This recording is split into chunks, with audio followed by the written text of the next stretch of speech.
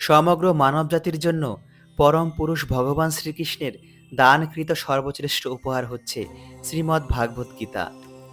শ্রী শ্রী গীতাতেই সরাসরি বা রূপকভাবে বুঝিয়ে দেওয়া হয়েছে মানব জীবনের গূঢ় অর্থ।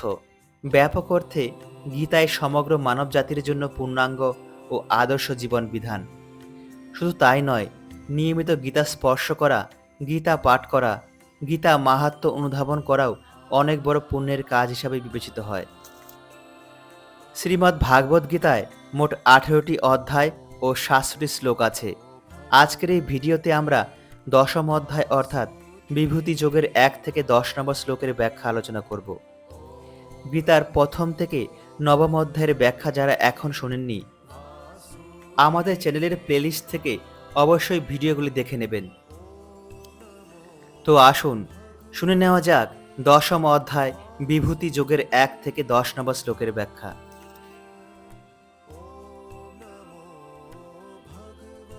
ভুয় এব মহাবাহ শ্রীণু মে পরমং বচ যত্তেহং প্রিয়মানায় বক্ষামি হিতকাময়।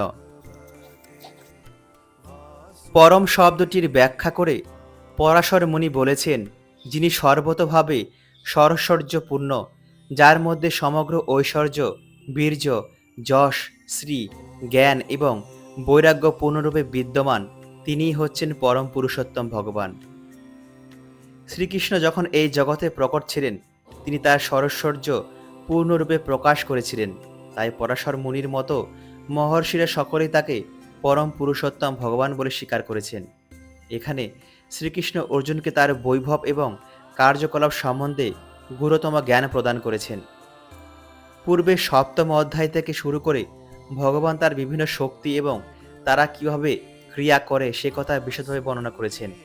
এখন এই অধ্যায়ে তিনি তার বিশেষ বৈভবের কথা অর্জুনকে শোনাচ্ছেন। পূর্ববর্তী অধ্যায়ে তিনি তার বিভিন্ন শক্তির কথা বিশ্লেষণ করে শুনিয়েছেন, যাতে অর্জুনের হৃদয়ে দৃঢ় ভক্তির উদয় হয়। এই অধ্যায়ে তিনি আবার অর্জুনকে তার বিবিধ বৈভব এবং বিভিন্ন শক্তি প্রকাশের কথা শোনাচ্ছেন। পরমেশ্বর ভগবানের কথা যতই শ্রবণ করা যায়, ভগবানের প্রতি ভক্তি ততই দৃঢ় হয়। সর্বদাই সাধুর সঙ্গে ভগবানের কথা শ্রবণ করা উচিত, তার ফলে ভক্তি প্রবল হয়। যারা যথাযথভাবে শ্রীকৃষ্ণ ভাবনামৃত লাভের প্রয়াসী, তারা কেবল ভক্ত সঙ্গে ভগবানের কথা আলোচনা করতে সক্ষম, নতুবা এই ধরনের আলোচনায় যোগ দেওয়া সম্ভব নয়। ভগবান স্পষ্টভাবে অর্জুনকে বলেছেন যে তিনি যেহেতু তার অতি প্রিয়, তাই তার মঙ্গলের জন্য এই সমস্ত কথা আলোচনা হচ্ছে।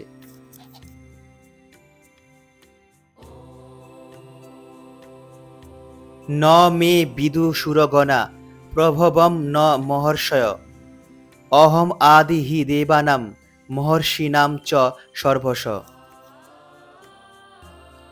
ব্রহ্ম সংহিতাতে বলা হয়েছে যে শ্রীকৃষ্ণই হচ্ছেন পরমেশ্বর ভগবান, তার থেকে মহত্তর আর কেউ নেই। তিনি সর্বকারণের পরম কারণ।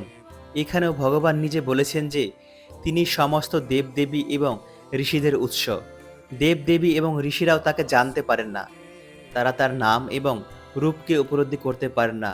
সুতরাং এই অতি ক্ষুদ্র গ্রহের তথাকথিত পণ্ডিতদের জ্ঞান যে কতটুকু তা সহজেই অনুমেয়। পরমেশ্বর ভগবান কেন যে এই পৃথিবীতে একজন সাধারণ মানুষের মতো অবতীর্ণ হয়ে অতি সাধারণ অথচ পরম আশ্চর্যজনক লীলাবিলাস করেন, তা কেউই বুঝতে পারে না। তাই আমাদের বোঝা উচিত যে তথাকথিত পাণ্ডিত্যের মাধ্যমে পরমেশ্বর ভগবান শ্রীকৃষ্ণকে জানা যায় না। স্বর্গের দেবদেবী এবং মহামহা ঋষিরাও মনোধর্মের মাধ্যমে শ্রীকৃষ্ণকে জানবার চেষ্টা করেছেন, কিন্তু তারা সফল হতে পারেননি। শ্রীমদ্ ভাগবতেও স্পষ্টভাবে বলা হয়েছে যে দেবদেবীরাও পরম পুরুষোত্তম ভগবানকে জানতে পারেন না। তারা তাদের অসম্পূর্ণ ইন্দ্রিয়ের সাধ্য সীমানা দিয়ে অনুমান করতে পারেন এবং তার ফলে নির্বিশেষবাদের অপসিদ্ধান্তে উপনীত হতে পারেন, যা জড়জগতের 3 গুণের অতীত। অথবা মনোধর্মের বশবর্তী হয়ে তারা নানা রকমের অলীক কল্পনা করতে পারেন, কিন্তু এই ধরনের নির্বোধ অনুমানের দ্বারা পরমেশ্বর ভগবান শ্রীকৃষ্ণকে কখনোই উপলব্ধি করা সম্ভব নয়। পক্ষান্তরে ভগবান এখানে বলেছেন যে যদি কেউ পরম তত্ত্ব সম্বন্ধে জানতে চায়, আমি সেই পরমেশ্বর ভগবান, আমি সেই পরম তত্ত্ব, এটা সকলেরই বোঝা উচিত। পরমেশ্বর ভগবান অচিন্তনীয়, তাই তিনি আমাদের সামনে থাকলেও তাকে উপলব্ধি করা যায় না, কিন্তু তবুও তিনি আছেন। আমরা কিন্তু ভগবদ্গীতা এবং শ্রীমদ্ ভাগবতের বাণী যথাযথভাবে গ্রহণ করার মাধ্যমে সেই সচ্চিদানন্দময় ভগবান শ্রীকৃষ্ণকে উপলব্ধি করতে পারি। যারা ভগবানের নিকৃষ্ট শক্তিতে অবস্থিত, তারা নির্বিশেষ ব্রহ্মকে উপলব্ধি করতে পারে, কিন্তু অপ্রাকৃত স্তরে উন্নীত না হওয়া পর্যন্ত পরম পুরুষ ভগবান শ্রীকৃষ্ণকে উপলব্ধি করতে পারে না। যেহেতু অধিকাংশ মানুষই শ্রীকৃষ্ণকে তার স্বরূপে উপলব্ধি করতে পারে না, তাই শ্রীকৃষ্ণ তার অহেতুকী করুণা প্রদর্শন করার জন্য এই জগতে অবতীর্ণ হয়ে এই সমস্ত মনোধর্মীদের প্রতি কৃপা করেন। কিন্তু ভগবানের অলৌকিক লীলা সম্বন্ধে অবগত হওয়া সত্ত্বেও এই ধরনের মনোধর্মীরা জড়জগতের কলুষের দ্বারা কলুষিত থাকার ফলে মনে করে যে নির্বিশেষ ব্রহ্মই হচ্ছেন পরম তত্ত্ব। যেসব ভক্ত সর্বতভাবে পরমেশ্বর ভগবানের চরণে আত্মসমর্পণ করেছেন, তারাই কেবল ভগবানের কৃপার প্রভাবে উপলব্ধি করতে পারেন যে তিনিই হচ্ছেন শ্রীকৃষ্ণ, তিনিই হচ্ছেন পরম পুরুষ। ভগবানের নির্বিশেষ ব্রহ্মরূপ প্রকাশ নিয়ে ভক্ত মাথা ঘামান না। তাদের শ্রদ্ধা এবং ভক্তির প্রভাবে তারা শ্রীকৃষ্ণের শ্রীচরণে তৎক্ষণাৎ আত্মসমর্পণ করেন এবং শ্রীকৃষ্ণের অহেতুক কৃপার প্রভাবে তারা তাকে জানতে পারেন। তাছাড়া আর কেউই তাকে জানতে পারে না। তাই মহারিষিরাও স্বীকার করেন আত্মা কি, পরম তত্ত্ব কি। তা হচ্ছেন তিনি, যাকে আমাদের ভজনা করা উচিত।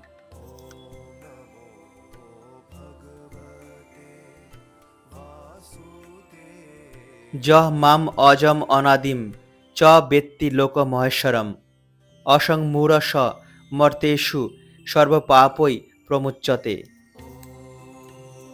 সপ্তম অধ্যায়ে বলা হয়েছে যে যারা আত্মজ্ঞান লাভের প্রয়াসী তারা সাধারণ মানুষ নন।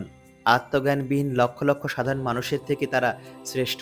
কিন্তু আত্মতত্ত্ব জ্ঞান লাভের প্রয়াসী পুরুষদের মধ্যে কদাচিৎ দু একজন কেবল উপলব্ধি করতে পারেন যে শ্রীকৃষ্ণ হচ্ছেন পরম পুরুষোত্তম ভগবান, সর্বলোক মহেশ্বর আদি পুরুষ। এভাবে যারা ভগবত তত্ত্ব উপলব্ধি করতে পারেন তারাই অধ্যাত্ম মার্গে সর্বস্তরে অধিষ্ঠিত। এভাবে শ্রীকৃষ্ণের পরম পদ সম্পূর্ণরূপে উপলব্ধি করতে পারার ফলেই কেবল পাপময় কর্মের বন্ধন থেকে সম্পূর্ণরূপে মুক্ত হওয়া যায়। এখানে অজ কথাটির অর্থ হচ্ছে যার জন্ম হয় না। দ্বিতীয় অধ্যায়ে জীবকেও অজ বলে সম্বোধন করা হয়েছে, কিন্তু ভগবান জীব থেকে ভিন্ন। জীব জড়জগতের বন্ধনে আবদ্ধ হয়ে জন্ম মৃত্যুর চক্রে আবর্তিত হচ্ছে। তারা এক দেহ থেকে আর এক দেহে দেহান্তরিত হচ্ছে, কিন্তু ভগবানের দেহ নিত্য, তার কোনো পরিবর্তন হয় না। এমনকি তিনি যখন জড়জগতে অবতরণ করেন তখন তিনি তার অজরূপেই অবতরণ করেন। তাই চতুর্থ অধ্যায়ে বলা হয়েছে যে ভগবান সবসময় তার অন্তরঙ্গা শক্তিতে অধিষ্ঠিত। তিনি কখনোই অনুৎকৃষ্টা মায়া শক্তি দ্বারা প্রভাবিত হন না। তিনি সবসময় তার উৎকৃষ্টা শক্তিতে অবস্থান করেন। সৃষ্টির পূর্বেও তিনি ছিলেন এবং তিনি তার সৃষ্টি থেকে ভিন্ন। দেবদেবীরা সকলে এই জড়জগতে সৃষ্ট হয়েছেন, কিন্তু শ্রীকৃষ্ণ এই সমস্ত সৃষ্টির ঊর্ধ্বে। তাই তিনি ব্রহ্মা শিব আদি মহান দেবতাদের থেকেও ভিন্ন, এবং যেহেতু তিনি ব্রহ্মা শিব এবং অন্যান্য সমস্ত দেবদেবীর সৃষ্টিকর্তা, তাই তিনি সমস্ত গ্রহলোকেরও পরম ঈশ্বর। শ্রীকৃষ্ণ তাই সমস্ত সৃষ্টি থেকে ভিন্ন, এবং এভাবে যখন কেউ শ্রীকৃষ্ণকে জানতে পারেন তিনি তৎক্ষণাৎ সমস্ত পাপময় কর্মফল থেকে মুক্ত হন। পরমেশ্বর ভগবানকে জানতে হলে সব রকমের পাপময় কর্মফল থেকে মুক্ত হতে হবে। কেবলমাত্র ভক্তির মাধ্যমে তাকে জানা যায়, এছাড়া আর কোনো উপায়ে তাকে জানতে পারা যায় না। সে কথা ভগবদ্গীতায় বলা হয়েছে। শ্রীকৃষ্ণকে কখনোই একজন মানুষ বলে জানবার চেষ্টা করা উচিত নয়। পূর্বেই সেই সম্বন্ধে বলা হয়েছে যে যারা মূঢ়, যারা অত্যন্ত মূর্খ, তারাই কেবল তাকে একজন মানুষ বলে মনে করে। সে কথা এখানে একটু ভিন্নভাবে বর্ণনা করা বলা হয়েছে। যে মানুষ মূর্খ নয়, যিনি যথার্থ বুদ্ধিমান, তিনি ভগবানের স্বরূপ সম্বন্ধে অবগত হতে পারেন এবং তার ফলে তিনি সব রকমের পাপময় কর্মফল থেকে মুক্ত হন। শ্রীকৃষ্ণ যদি দেবকীর পুত্র হন, তাহলে তিনি অজ হন কি করে, সে কথাও শ্রীমদ্ ভাগবতে বর্ণনা করা হয়েছে। তিনি যখন দেবকী এবং বসুদেবের সামনে আবির্ভূত হলেন, তখন তিনি একজন সাধারণ মানুষের মতো জন্মগ্রহণ করেননি। তিনি তার আদি চিন্ময় স্বরূপে আবির্ভূত হয়েছিলেন এবং তারপর তিনি নিজেকে একটি শিশুতে রূপান্তরিত করেন। শ্রীকৃষ্ণের নির্দেশ অনুসারে যা কিছু করা হয় তা অপ্রাকৃত। তা জড়জগতের শুভ অথবা অশুভ কোনো কর্মফলের দ্বারাই কলুষিত হয় না। জড়জগতের শুভ এবং অশুভ সম্বন্ধে যে ধারণা তা মনোধর্ম প্রসূত অলীক কল্পনা মাত্র। কারণ এই জড়জগতে শুভ বলতে কিছুই নেই, সবই অশুভ। কারণ এই জড়জগতের আবরণটাই অশুভ। আমরা কেবল কল্পনা করি যে তা শুভ। যথার্থ মঙ্গল সাহিত্য হয় কেবলমাত্র ভক্তিযোগে শ্রীকৃষ্ণ ভাবনাময় হয়ে ভগবানের সেবা করার মাধ্যমে। যদি আমরা প্রকৃতই শুভ কর্ম সম্পাদনে প্রয়াসী হই, তাহলে আমাদের পরমেশ্বর ভগবানের নির্দেশ অনুসারে কর্তব্য কর্ম করতে হবে। সেই সমস্ত নির্দেশ আমরা শ্রীমদ্ ভাগবত, ভগবদ গীতা ইত্যাদি শাস্ত্র গ্রন্থ অথবা সদ্গুরুর কাছ থেকে পেতে পারি। সদ্গুরু যেহেতু পরমেশ্বর ভগবানের প্রতিনিধি, তাই তার নির্দেশ পরমেশ্বর ভগবানের নির্দেশ। সদ্গুরু, সাধু এবং শাস্ত্র একই নির্দেশ দান করেন। এই তিনের নির্দেশের কোনো রকম বৈসাদৃশ্য হয় না। তাদের নির্দেশ অনুসারে সাধিত সমস্ত কর্তব্য কর্ম জড়জগতের সব রকমের শুভ বা অশুভ কর্মফল থেকে মুক্ত থাকে। কর্মকালে অনাসক্ত ভক্তির অপ্রাকৃত কর্মসমূহ হচ্ছে যথার্থ বৈরাগ্য। তাকেই বলা হয় সন্ন্যাস। ভগবানের নির্দেশ অনুসারে যিনি কর্তব্য কর্ম করেন, তিনি হচ্ছেন যথার্থ সন্ন্যাসী এবং যোগী। সন্ন্যাসী বা যোগীর পোশাক পরলেই যোগী হওয়া যায় না।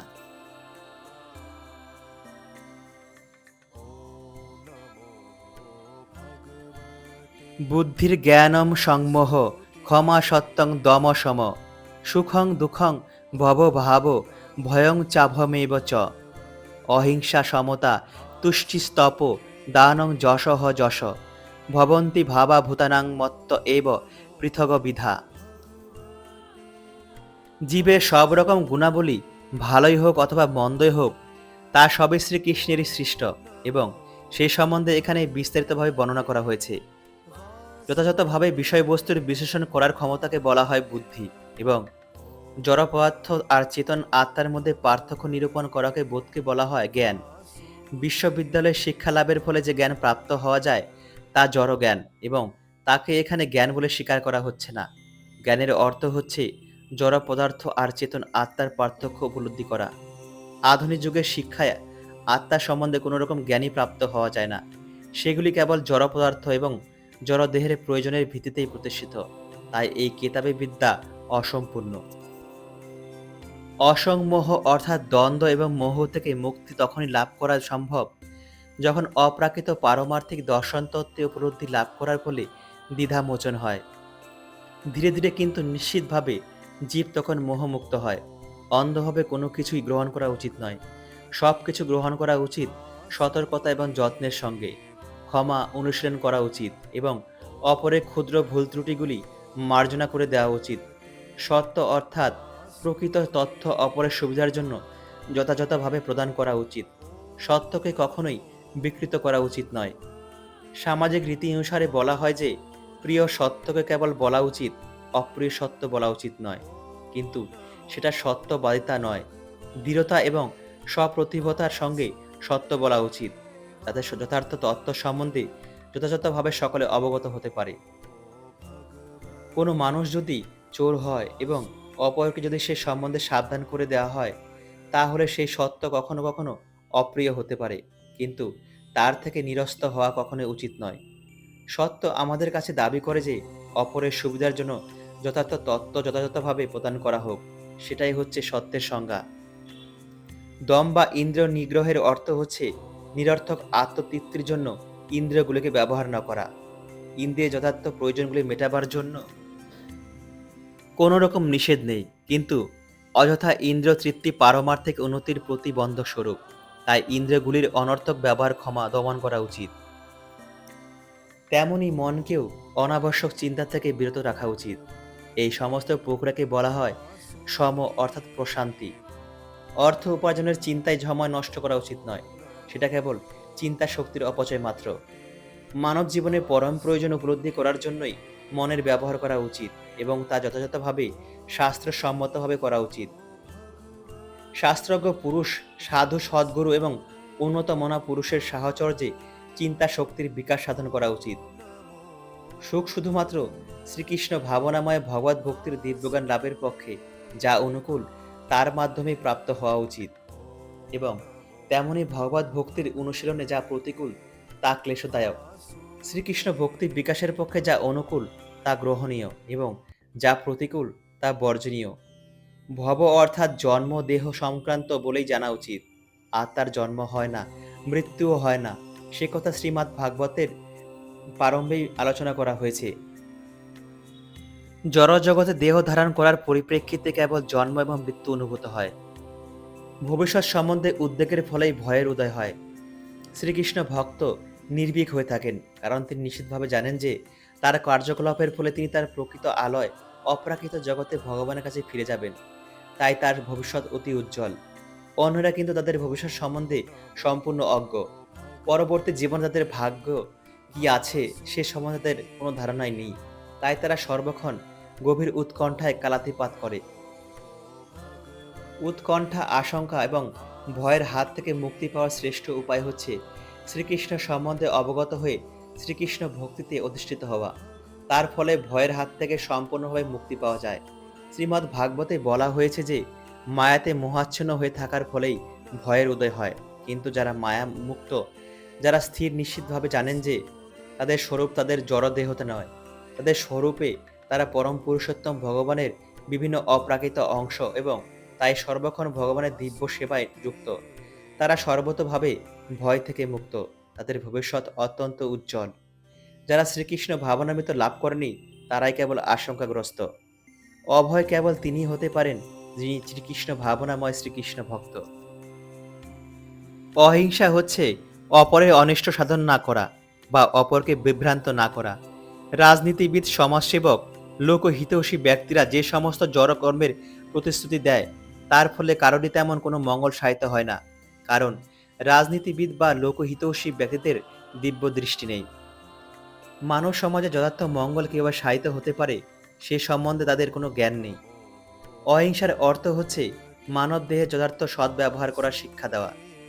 মানব দেহের যথার্থ উদ্দেশ্য হচ্ছে পারমার্থিক জ্ঞান উপলব্ধি করা। সুতরাং যে সংস্থা বা যে আন্দোলন এই উদ্দেশ্যের দিকে মানুষকে পরিচালিত না করে তা মানব শরীরের প্রতি হিংসাত্মক আচরণ করে। যে প্রচেষ্টা সমগ্র জনসাধারণকে দিব্য আনন্দ প্রাপ্তির পথে এগিয়ে নিয়ে চলে তাই হচ্ছে যথার্থ অহিংসা। সমতা বলতে বোঝায় আসক্তি এবং বিরক্তিতে নিস্পৃহা। অত্যধিক আসক্তি এবং অত্যধিক বিরক্ত রহিত হয়ে জড়জগৎকে গ্রহণ করা উচিত। তেমনি শ্রীকৃষ্ণ ভক্তি সাধনে যা অনুকূল তা গ্রহণ করা উচিত, যা প্রতিকূল তা বর্জন করা উচিত। তাকেই বলা হয় সমতা। শ্রীকৃষ্ণ ভাবনাময় ভগবত ভক্ত শ্রীকৃষ্ণের সেবা আনুকূল্য ব্যতীত কোনো কর্তব্য কর্মে গ্রহণ করেন না বা বর্জন করেন না। তুষ্টি বলতে বোঝায় অনর্থক কর্মের মাধ্যমে সঞ্চয় না করা। ভগবানের কৃপার প্রভাবে যা পাওয়া যায় তা নিয়েই সন্তুষ্ট থাকা উচিত, তাকেই বলা হয় তুষ্টি। তপ কথাটির অর্থ হচ্ছে সহজ সরলতা বা কৃচ্ছতা। এ সম্বন্ধে বেদে নানা রকমের নিয়ম নিষ্ঠার নির্দেশ দেওয়া হয়েছে, যেমন খুব সকালে ঘুম থেকে উঠে স্নান করা। কখনো কখনো খুব সকালে ঘুম থেকে উঠতে খুব কষ্ট হয়, কিন্তু স্বেচ্ছাকৃতভাবে এই ধরনের কষ্ট স্বীকার করাকে বলা হয় তপস্যা। তেমনি মাসের কতগুলি নির্দিষ্ট দিনে উপবাস করার নির্দেশ দেওয়া হয়েছে। এই ধরনের উপবাস করতে আমাদের ইচ্ছা না হতে পারে, কিন্তু আমরা যদি শ্রীকৃষ্ণ ভাবনাময় ভগবত ভক্তির পথে উন্নতি সাধন করতে চাই তাহলে শাস্ত্রের নির্দেশ অনুসারে এই ধরনের দৈহিক ক্লেশ স্বীকার করতে হবে। কিন্তু তা বলে বৈদিক নির্দেশ অনুসরণ না করে নিজের ইচ্ছামতো অনাবশ্যক উপবাস করা উচিত নয়। কোনো রাজনৈতিক উদ্দেশ্য সাধনের জন্য উপবাস করা উচিত নয়। ভগবদ্গীতাতে এই ধরনের উপবাস করাকে তামসিক উপবাস বলা হয়েছে, এবং তম অথবা রজগুণে কৃতকর্ম আমাদের পারমার্থিক উদ্দেশ্য সাধনের সহায়ক হয় না।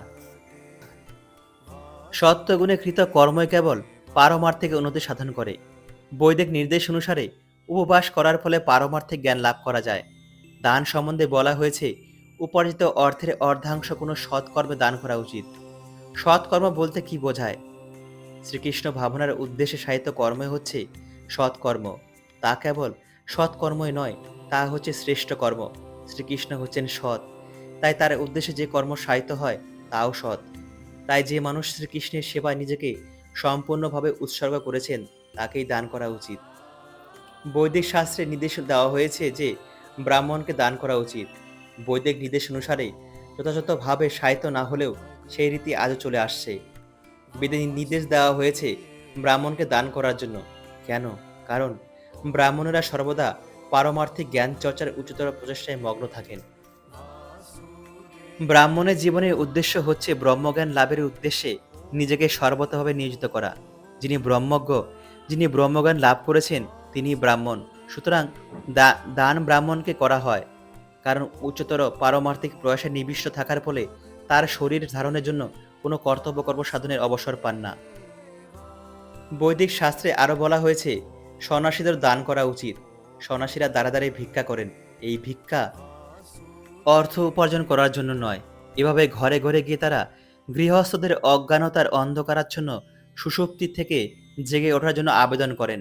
কারণ গৃহস্থরা গৃহ সংক্রান্ত কর্তব্যকর্মে এতই মগ্ন হয়ে পড়ে যে তারা তাদের জীবনের আসল উদ্দেশ্য শ্রীকৃষ্ণ ভাবনা জাগরিত করার কথা সম্পূর্ণভাবে ভুলে যায়।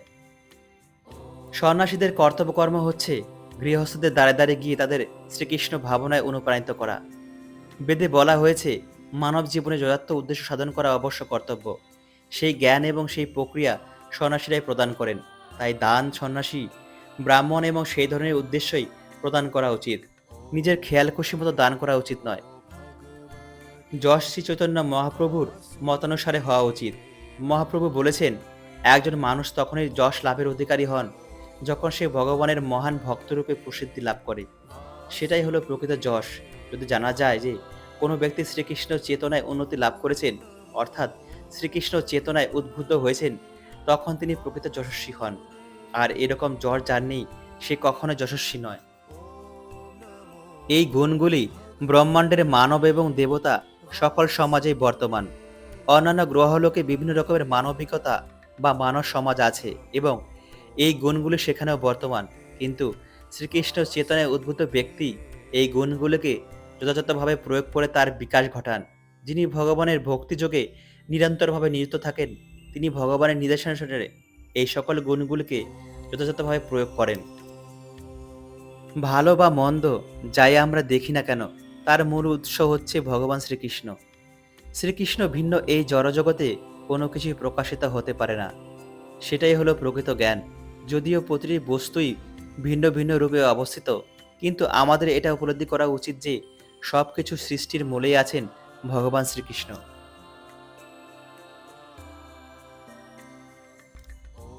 মহর্ষয় সপ্ত পূর্বে চত্বারো মনবস্তথা মদভাবা মানসা জাতা যেসাং লোক ইমা প্রজা। পরমেশ্বর ভগবান শ্রীকৃষ্ণ এখানে এই ব্রহ্মাণ্ডের অধিবাসীদের সংক্ষিপ্ত বংশানুক্রমিক বিবরণ দান করেছেন। সৃষ্টির আদিতে ভগবানের হিরণ্যগর্ভ নামক শক্তি থেকে প্রথম জীব ব্রহ্মার সৃষ্টি হয়। ব্রহ্মা থেকে সপ্ত ঋষি এবং তাদের আগে 4 জন মহর্ষি যথাক্রমে সনক, সনন্দ, সনাতন ও সনত কুমার এবং তারপর মনুর সৃষ্টি হয়। এই 25 জন মহর্ষিরা হচ্ছেন সমগ্র ব্রহ্মাণ্ডের জীবসমূহের পিতৃকুল। এই জগতে অনন্ত ব্রহ্মাণ্ড রয়েছে এবং প্রতিটি ব্রহ্মাণ্ডে অগণিত গ্রহ রয়েছে এবং প্রতিটি গ্রহই নানা রকম প্রাণী দ্বারা অধ্যুষিত। তারা সকলেই এই 25 জন পিতৃপুরুষের দ্বারা জাত। ব্রহ্মা দেবতাদের সময়ের হিসাব অনুসারে 1,000 বৎসর কঠোর তপস্যা করার পর জানতে পারেন কিভাবে জগৎ সৃষ্টি করতে হবে। তারপর ব্রহ্মা থেকে সনক, সনন্দ, সনাতন এবং সনত কুমারের আবির্ভাব হয়। তারপরে রুদ্র ও সপ্ত ঋষি এবং এইভাবে সমস্ত ব্রাহ্মণ ও ক্ষত্রিয়েরা পরম পুরুষোত্তম ভগবানের শক্তি থেকে জন্মগ্রহণ করেন। ব্রহ্মাকে বলা হয় পিতামহ এবং শ্রীকৃষ্ণ হচ্ছেন প্রপিতামহ, কারণ তিনি পিতামহ ব্রহ্মারও পিতা। ভগবদ্গীতার 11 অধ্যায়ে এই বিষয়ে বর্ণনা করা হয়েছে। এতাম বিভূতিম যোগম চ মম য বেত্তি তত্ত্বত স অবিকল্পেন যোগেন যুজ্যতে ন অত্র সংশয়। পারমার্থিক সিদ্ধির পরম স্তর হচ্ছে পরম পুরুষোত্তম ভগবানকে জানা। যতক্ষণ পর্যন্ত আমরা ভগবানের অনন্ত বৈভব সম্বন্ধে সম্পূর্ণভাবে অবগত না হচ্ছি, ততক্ষণ আমরা ভক্তিযোগে ভগবানের সেবায় নিয়োজিত হতে পারি না। সাধারণত সকলে জানে যে ভগবান মহান, কিন্তু ভগবান কেন মহান তারা বিশদভাবে অবগত নয়। এখানে তার বিশদ বর্ণনা করা হচ্ছে। আমরা যখন ভগবানের মহত্ব সম্বন্ধে যথাযথভাবে জানতে পারি, তখন আমরা স্বাভাবিকভাবে তার চরণে আত্মসমর্পণ করে ভক্তিযোগে তার সেবায় প্রবৃত্ত হই। ভগবানের বৈভব সম্বন্ধে অবগত হলে ভগবানের চরণে আত্মসমর্পণ না করে পারা যায় না। এই তত্ত্বজ্ঞান শ্রীমদ্ ভাগবত, ভগবদ গীতা ইত্যাদি শাস্ত্রগ্রন্থের বর্ণনায় মাধ্যমে লাভ করা যায়। এই ব্রহ্মাণ্ডের পরিচালনায় অসংখ্য দেবদেবীরা নিযুক্ত আছেন এবং তাদের প্রধান হচ্ছেন ব্রহ্মা, শিব, চতুষ্ষণ এবং প্রজাপতিগণ। ব্রহ্মাণ্ডের অধিবাসীরা অসংখ্য প্রজাপতি থেকে উদ্ভূত হয়েছে এবং এই সমস্ত প্রজাপতিরা সকলেই পরমেশ্বর শ্রীকৃষ্ণের শক্তি থেকে জাত। পরম পুরুষোত্তম ভগবান শ্রীকৃষ্ণ সমস্ত প্রজাপতিদের আদি পুরুষ। এই সমস্ত বৈভব ভগবানের অনন্ত বৈভবের কয়েকটি প্রকাশ। এই সম্বন্ধে আমাদের চিত্তে যখন দৃঢ় বিশ্বাসের উদয় হয়, তখন আমরা গভীর শ্রদ্ধা সহকারে শ্রীকৃষ্ণের পরমেশ্বর তত্ত্ব উপলব্ধি করতে পারি এবং তার সেবায় প্রবৃত্ত হই। প্রেম ভক্তি সহকারে ভগবানের সেবার আকাঙ্ক্ষা উত্তরোত্তর বৃদ্ধি করার জন্য ভগবত তত্ত্ব সম্বন্ধে এই জ্ঞান অত্যন্ত আবশ্যক। শ্রীকৃষ্ণের মহত্ব সম্বন্ধে জ্ঞান লাভের ব্যাপারে অবহেলা করা উচিত নয়, কারণ শ্রীকৃষ্ণের মহত্ব সম্বন্ধে অবগত হওয়ার ফলে আমরা ঐকান্তিক ভক্তি সহকারে তার সেবায় নিযুক্ত হতে পারি।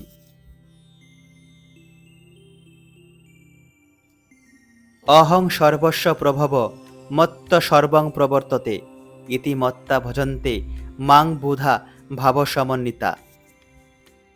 যে সমস্ত পণ্ডিত শ্রী চৈতন্য মহাপ্রভুর মতো নির্ভরযোগ্য সূত্র থেকে যথার্থ বৈদিক জ্ঞান লাভ করেছেন এবং সেই জ্ঞান কীভাবে কাজে লাগাতে হয় তা বুঝেছেন, তারা জানেন যে প্রাকৃত এবং অপ্রাকৃত উভয় জগৎই শ্রীকৃষ্ণের শক্তি থেকে উদ্ভূত এবং সেই তত্ত্বজ্ঞান লাভ করার ফলে তারা অন্যান্য ভক্তি সহকারে ভগবানের সেবা নিযুক্ত হন। তারা কখনোই অপসিদ্ধান্ত বা মূর্খ মানুষের অপপ্রচারের দ্বারা প্রভাবিত হন না। সমস্ত বৈদিক শাস্ত্র এক বাক্যে স্বীকার করে যে ব্রহ্মা, শিব আদি সমস্ত দেবদেবীর উৎস হচ্ছেন শ্রীকৃষ্ণ। অথর্ব বেদে বলা হয়েছে যে ব্রহ্মা যিনি পূর্বকালে বৈদিক জ্ঞান প্রদান করেন, তিনি সেই জ্ঞান সৃষ্টির আদিতে শ্রীকৃষ্ণের কাছ থেকে প্রাপ্ত হন। তারপর পুনরায় নারায়ণ উপনিষদে বলা হয়েছে, তারপর পরমেশ্বর ভগবান নারায়ণ প্রাণী সৃষ্টির ইচ্ছা করেন। আরও বলা হয়েছে যে নারায়ণের থেকে ব্রহ্মার জন্ম হয়, নারায়ণের থেকে প্রজাপতিদের জন্ম হয়, নারায়ণের থেকে ইন্দ্রের জন্ম হয়, নারায়ণের থেকে অষ্টবসুর জন্ম হয়, নারায়ণের থেকে একাদশ রুদ্রের জন্ম হয়, নারায়ণের থেকে দ্বাদশ আদিত্যের জন্ম হয়। সেই বেদে আরও বলা হয়েছে ব্রহ্মণ্য দেবকী পুত্র, অর্থাৎ দেবকী পুত্র শ্রীকৃষ্ণ হচ্ছেন পরমেশ্বর ভগবান।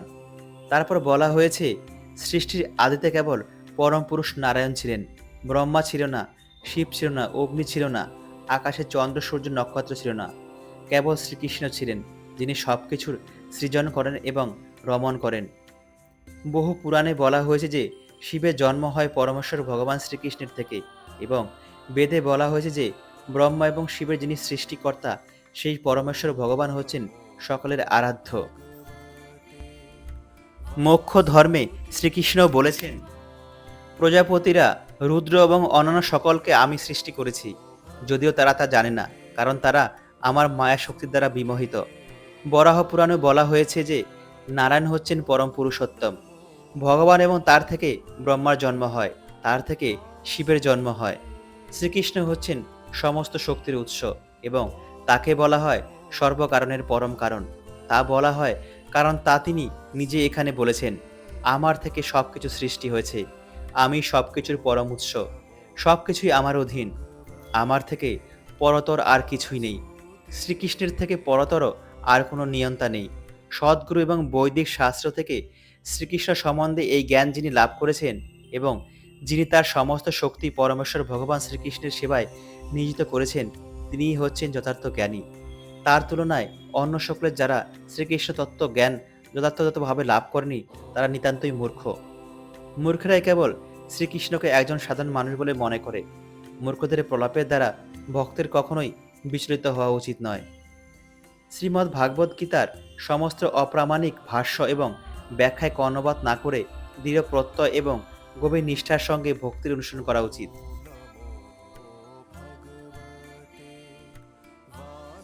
মচ্চিত্তা মদগত প্রাণা বোধয় অন্ত পরস্পরম কথয় অন্তশ্চ মাং নিত্যং তুষন্তি চ রমন্তি চ। শুদ্ধ ভক্ত, যাদের বৈশিষ্ট্যের কথা এখানে বলা হয়েছে, তারা সর্বদাই পূর্ণরূপে ভগবানের পারমার্থিক প্রেমভক্তি সেবায় নিযুক্ত থাকেন। তাদের মন কখনোই শ্রীকৃষ্ণের চরণাবিন্দ থেকে বিক্ষিপ্ত হয় না। তারা সর্বদাই পারমার্থিক বিষয়বস্তু নিয়ে আলোচনা করেন। ভগবানের শুদ্ধ ভক্তের লক্ষণ এই শ্লোকে বিশেষভাবে বর্ণিত হয়েছে। ভগবত ভক্ত দিনের 24 ঘন্টায় ভগবান লীলাসমূহ কীর্তনে মগ্ন থাকেন।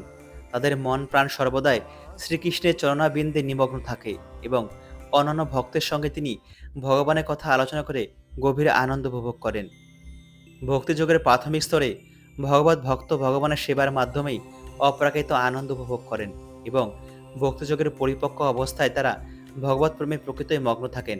অপ্রাকৃত স্তরে অধিষ্ঠিত হলে ভগবান তার দিব্যধামে যে মধুর লীলা বিলাস করেন তার পূর্ণতম রস তখন তারা আস্বাদন করতে পারেন। শ্রী চৈতন্য মহাপ্রভু ভক্তিযোগকে জীবের হৃদয়ে বীজ বপন করার সঙ্গে তুলনা করেছেন। ব্রহ্মাণ্ডে বিভিন্ন গ্রহে অসংখ্য জীব ভ্রমণ করে বেড়াচ্ছে। তাদের মধ্যে কোনো ভাগ্যবান জীব শুদ্ধ ভক্তের সংস্পর্শে আসার ফলে ভক্তিযোগের নিগুড় রহস্যের কথা অবগত হতে সক্ষম হয়। এই ভক্তিযোগ ঠিক একটা বীজের মতো এবং এই বীজরূপ মহামন্ত্র হরে কৃষ্ণ কৃষ্ণ কৃষ্ণ হরে হরে, হরে রাম রাম রাম হরে হরে যদি কোনো জীবের হৃদয়ে রোপণ করা হয় এবং এই নাম শ্রবণ ও কীর্তন রূপ জল সিঞ্চন করা হয়, তাহলে সেই বীজ অঙ্কুরিত হয়। এই অপ্রাকৃত ভক্তিলতা ক্রমে ক্রমে বর্ধিত হয়ে জড়ব্রহ্মাণ্ডের আবরণ ভেদ করে চিত আকাশের ব্রহ্মজ্যোতিতে প্রবেশ করে। চিত আকাশেও এই লতা বর্ধিত হয়ে থাকে এবং অবশেষে সর্বোচ্চ আলয় শ্রীকৃষ্ণের পরম গ্রহলোকে গোলক বৃন্দাবনে প্রবেশ করে।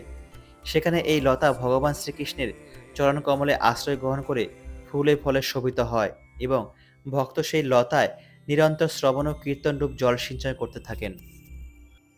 শ্রী চৈতন্য চরিত্রামৃতাতে এই ভক্তিলতার পূর্ণ বিবরণ দেওয়া হয়েছে।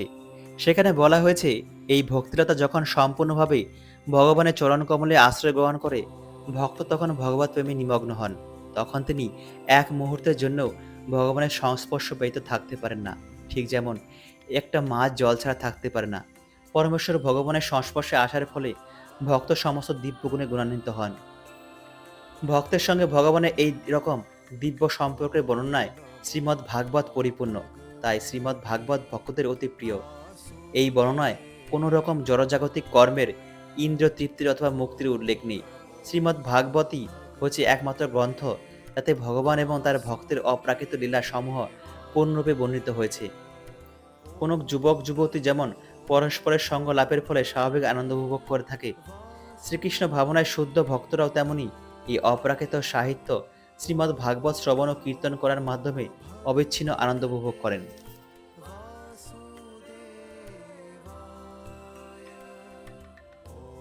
তেষাং সততযুক্তানাং ভজতাং প্রীতিপূর্বকম দদামি বুদ্ধিযোগং তং যেন মামোপজান্তিতে। এই শ্লোকে বুদ্ধিযোগ কথাটি অত্যন্ত তাৎপর্যপূর্ণ। এ সম্বন্ধে আমরা শ্রীমদ্ ভাগবত গীতার দ্বিতীয় অধ্যায়ে ভগবান অর্জুনকে যে উপদেশ দিয়েছেন তা স্মরণ করতে পারি। সেখানে ভগবান অর্জুনকে বলেন যে তিনি তাকে বুদ্ধিযোগ সম্বন্ধে উপদেশ দেবেন। এখানে সেই বুদ্ধিযোগের ব্যাখ্যা করা হয়েছে। বুদ্ধিযোগের অর্থ হচ্ছে শ্রীকৃষ্ণ ভাবনাময় কর্তব্য কর্ম। সেটাই হচ্ছে সর্বশ্রেষ্ঠ বুদ্ধিবৃত্তি। বুদ্ধির অর্থ হচ্ছে বোধ শক্তি এবং যোগের অর্থ হচ্ছে অতীন্দ্রিয় কার্যকলাপ বা রহস্যগুলো সমুন্নতি। কেউ যখন তার প্রকৃত আলয় ভগবত ধামে ফিরে যেতে চান এবং সেই উদ্দেশ্যে শ্রীকৃষ্ণ ভাবনাময় ভগবত সেবায় সম্যকভাবে নিযুক্ত হন, তার সেই কার্যকলাপকে বলা হয় বুদ্ধিযোগ। পক্ষান্তরে বুদ্ধিযোগ হচ্ছে সেই প্রক্রিয়া যার ফলে জড়জগতের বন্ধন থেকে মুক্তি লাভ করা যায়। সাধনার পরম লক্ষ্য হচ্ছেন শ্রীকৃষ্ণ। সাধারণ মানুষ সে কথা জানে না।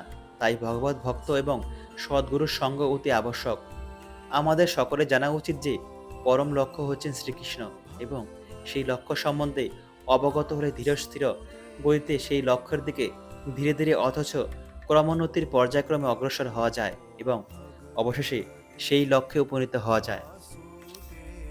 কেউ যখন এই লক্ষ্যে সম্বন্ধে অবগত হওয়া সত্ত্বেও কর্মফল ভোগে আসক্ত হয়ে থাকে, সেই স্তরের সাহিত্য কর্মকে বলা হয় কর্মযোগ।